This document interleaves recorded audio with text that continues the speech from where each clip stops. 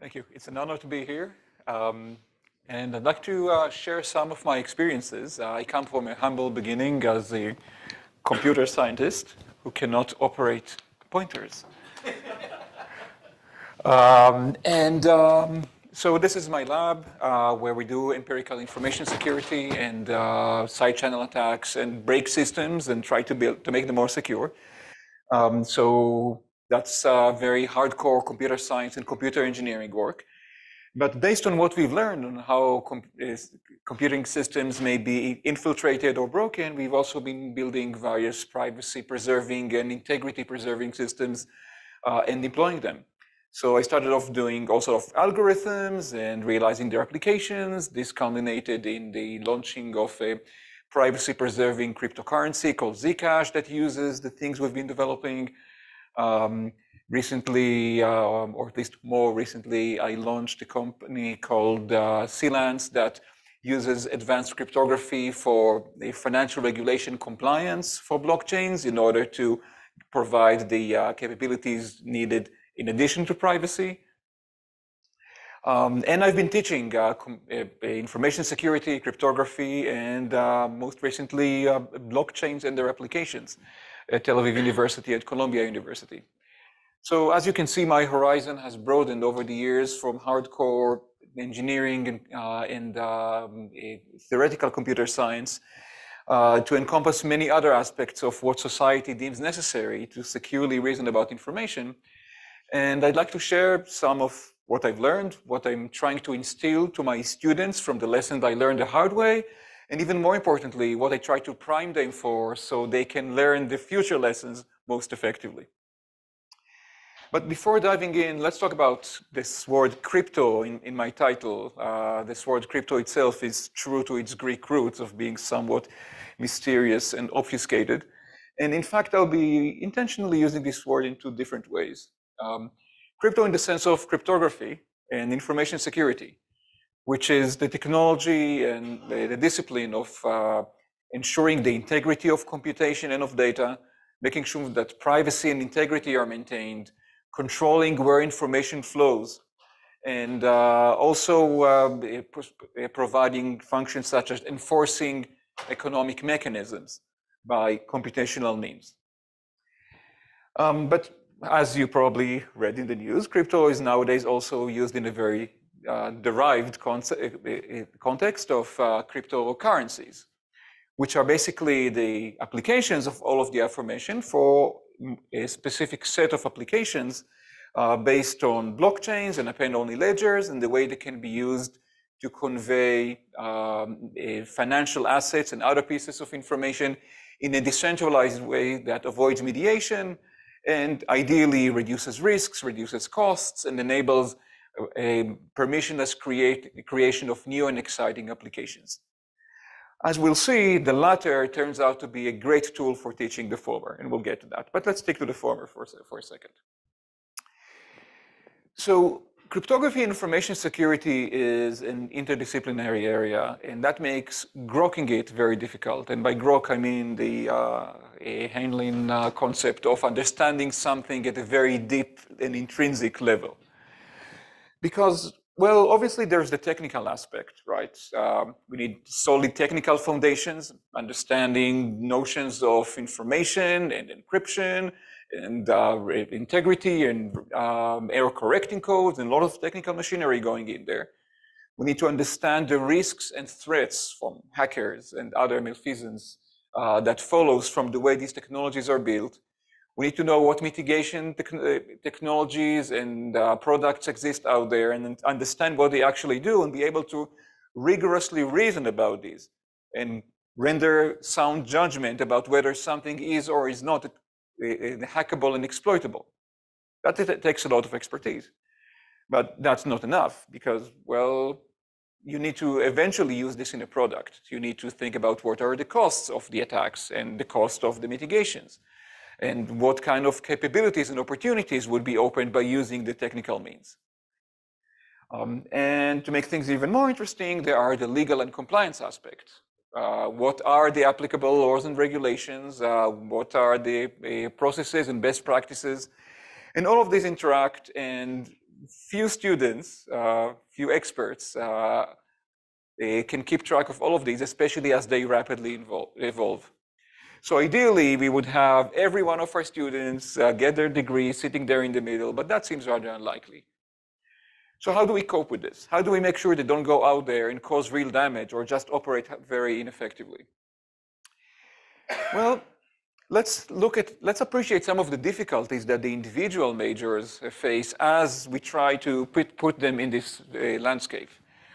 Let's start with computer scientists. Well, they clearly have they clearly are trained for the technological aspects and rigorous analysis on a good day. But here's the thing.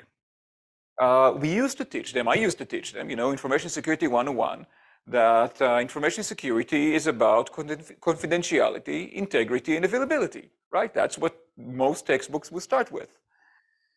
Well, but that's a very, very myopic view because, well, consider compliance. Part of your job doing information security is not going to jail. So you need to be keenly aware of pertinent regulations and the practices that you'd follow, not all of which are rooted directly in sound technical reasoning, as we'll discuss in a few slides, but they are out there. And they are there not just for your own obligations, but also for the success of your product. Because if what you do does not check the boxes on the compliance side, your product will not be adopted. But how many computer scientists are aware of these acronyms? Now, also to put your skills to good use, you need to understand the market needs. You need to understand what applications are realistic. And again, in my roots as a computer scientist, I'm as guilty as any of writing flowery introductions to my paper that point out the marvelous prospective applications of this algorithm, most of which would not stand to a serious scrutiny by the business folks. So it's nice being aspirational in some contexts, but when things get real, you need real expertise and you need the right way to reason about it. This is not part of the CS curriculum, and yet it is part of information security. And lastly, another thing that computer scientists are often unaware of is that many of the problems that they used to think about technically actually have other solutions based on business arrangements or legal frameworks or the way that current markets already operate just by trusting someone who has enough to lose or some existing regulation that would enable some collaboration as an alternative to a fancy cryptographic protocol. It is part of the landscape, and comparing the two, it requires a diverse toolset. Let's talk about the business folks. Well, a reaction I very commonly observe is treating security as an obstacle to doing what we really want to, solving someone's problem, making some process more efficient, creating some functionality, getting compensated for that work. But security is there. It may be an obstacle, but so is gravity. Tough luck, deal with it. And so that's the first hurdle. But more generally, security mindset appears to be unnatural in the sense that many people are used to thinking about the chances of bad stuff happening. Like, oh, how likely is it that some convoluted corner case in the code would be exploited? Well, the answer is it will be exploited. Once hackers find it and find a way to monetize it, which in today's highly efficient hacking and exploits ecosystem, they probably will. So getting this point instilled that a vulnerability is assured damage waiting to happen is a surprisingly difficult concept to convey. It helps to develop awareness of the costs. So it's sobering to see that the average cost of a data breach is in the millions of dollars. And to also ponder the numerous implications of a data breach, including the cost of detecting and escalating the response, notifying everyone affected, which is often mandated by regulations and laws, the cost of the post-breach response in both technical and regulatory and operational, and the lost business implied by it. So clearly, many aspects here that require diverse expertise, and they provide a strong motivation for considering these things proactively. Now, the thing is, it really has to be proactive, because another common failure mode you would see among the business inclined, let's get it done. Let's deliver the functionality to the consumers, to the clients. We'll fix security later. Well, that doesn't work. Delivering security later means you probably need to rewrite your system drastically in a disruptive way. It will probably entail cutting corners, which will never be fully fixed and lead to residual vulnerabilities and attacks. And you're likely to run afoul of regulations as you go through deploying the insecure system. And another thing that requires this kind of cross-cutting view is being able to assess potential solutions. There is a very lucrative market for selling snake oil, ineffective security solutions that use various convincing sounding things like our software, our product uses the US National Institute of Standard and Technology FIPS 197 AES 256-bit encryption, which, even if true, is basically meaningless, because that is a tiny component of a larger system, which may very well and often is insecure. May very well be and often is. So there's even, in fact, because of the difficulty of evaluating such claims, there is definitely a market for Lemon's effect, where most security products out there are actually far less capable than the representations would make you believe. And incentives for fixing that are skewed. There's a lot of that work done being to fix it, but that's the current state of affairs. And last but not least, in many businesses, there are the incumbents in their technology. There's the old way of doing things, and it takes a imagination and understanding of the landscape of possibilities to evaluate that critically and break out. And blockchain technology is a great example of that. There's traditional finance, which worked for dozens of years. And then there's, as it turns out, a completely different way to do many of those things that require a completely different mindset and was indeed not taught when we were in college. And yet now we need the flexibility to accommodate that. Lastly, let me mention our legal and compliance colleagues. The good news is that, like cryptographers, like information security experts, they are paranoid, that they're trained and paid to be paranoid. And they think about the potential regulators as adversaries, and they have ways to mitigate attacks by those adversaries through following the regulations and laws and best practices. So that very much speaks to me as a cryptographer. But their model of an adversary is very different, because cryptographers and technical folks think about the hackers rather than the regulators or potential lawsuits. And so the threats are very different.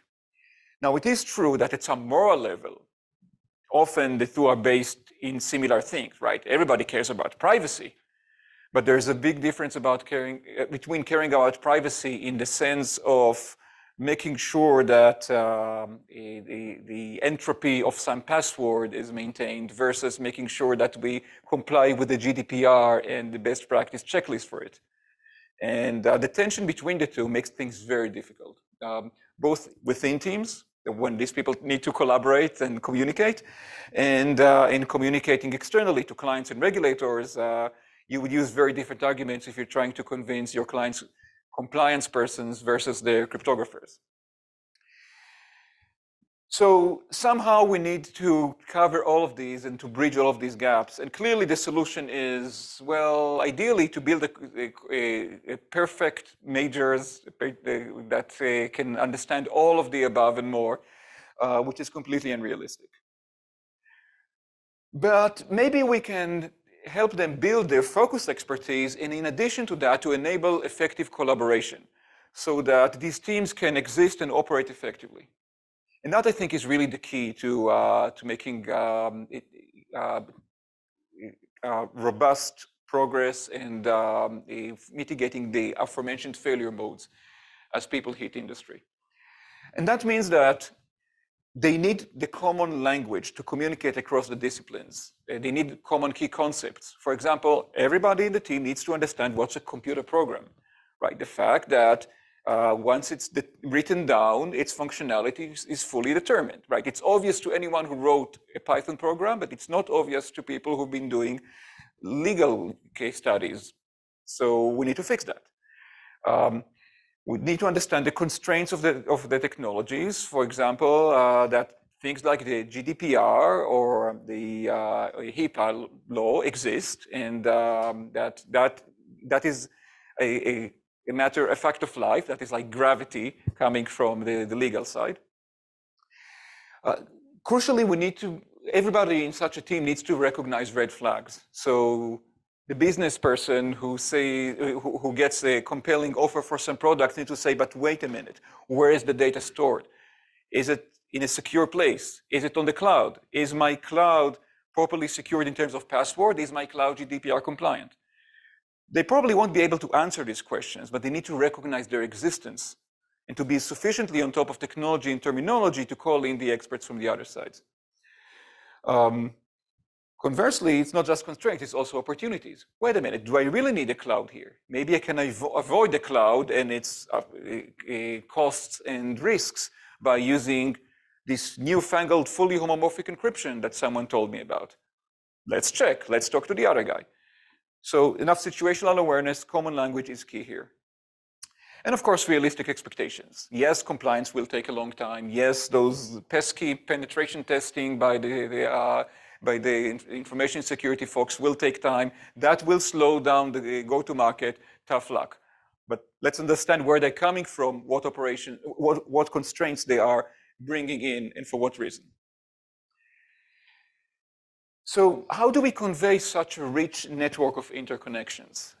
And here's what I've been trying to do in my teaching, past and perspective. As Ethan said earlier, interleaving is key here. Being able to connect the different concepts, not just within the discipline, but also across the disciplines. So intentionally building the curriculum is to create teachable moments where we can say, hey, here's a nifty mathematical solution, but here's why you can't do that in the EU. Or likewise for the other considerations. And making things be not just stand-alone guest lectures on some peripheral topic that will not be in the finals, but rather something that is clearly integrated in the ongoing discussion, and you can see over and over how when a new concept comes up from one of these directions, it has implications on the other that you need to be aware of, you need to ask about.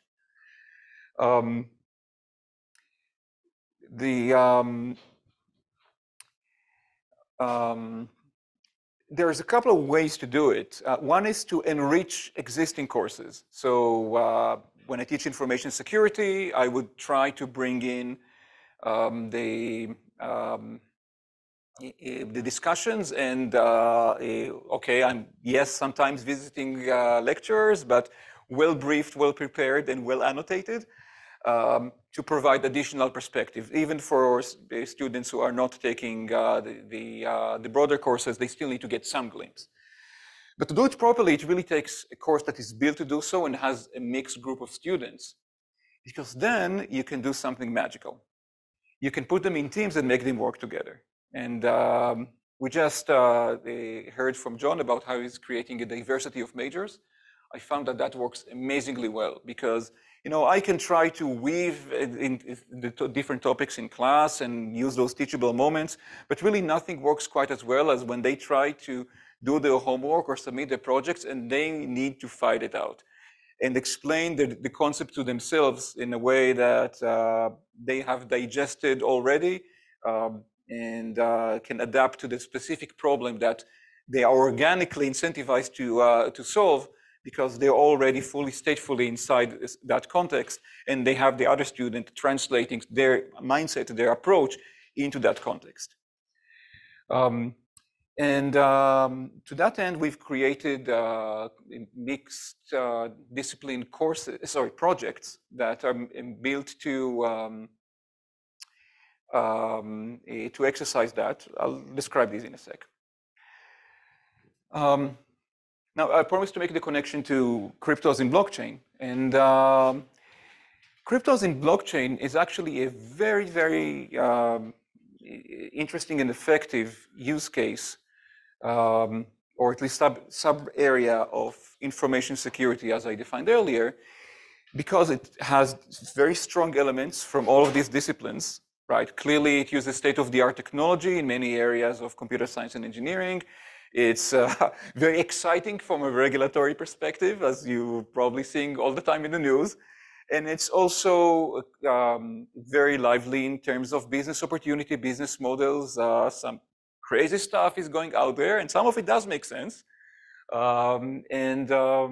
Students are very motivated to learn this, right? They know that it's hot. They know that they can hit the road running in industry, whether in their blockchain company or in the blockchain arm of their favorite consultancy, or as a VC. There's so much going on there.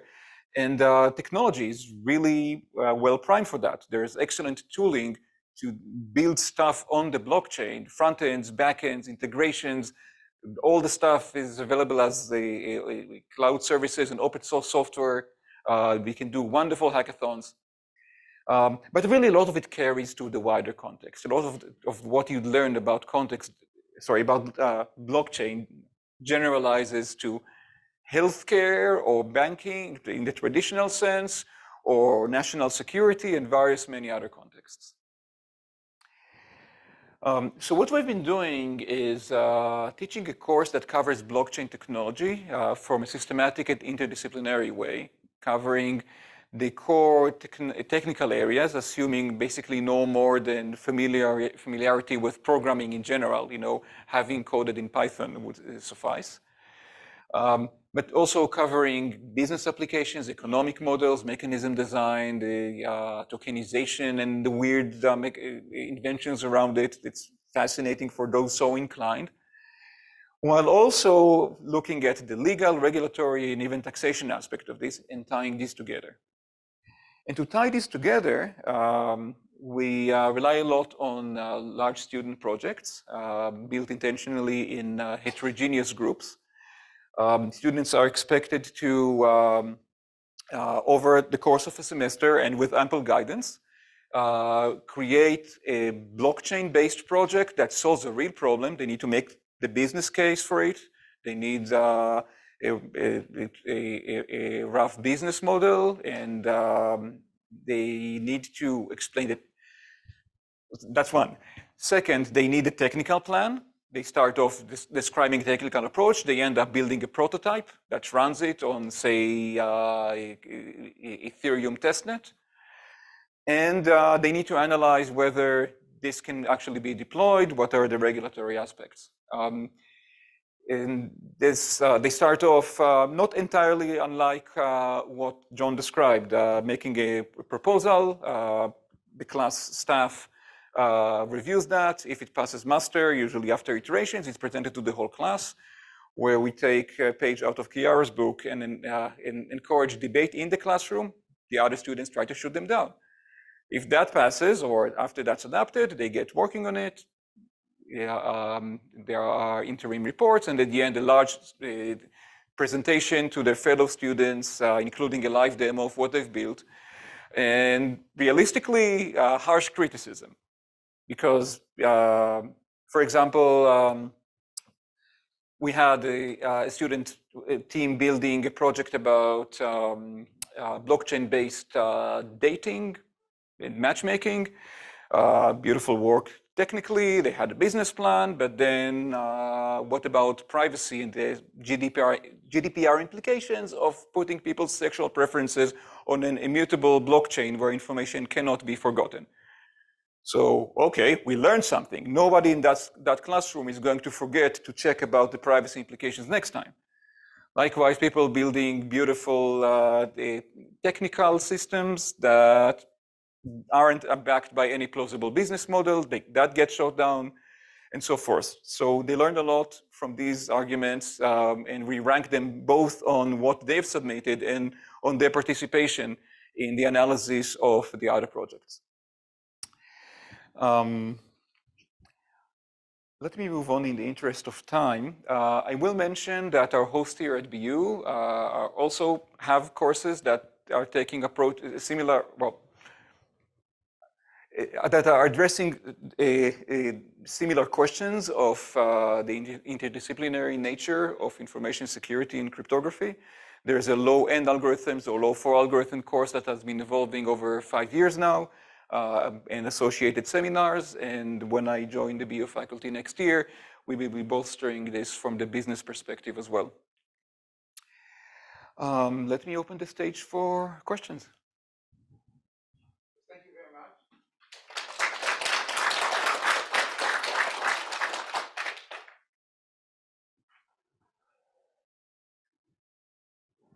Do you have a course about information security in business analytics program? Not yet.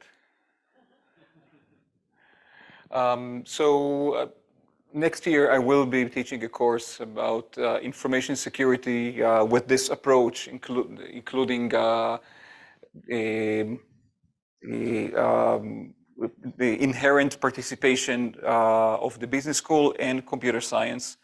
I believe that all technically inclined tracks in the business school will be encouraged to participate in it to gain this perspective. What are some cool projects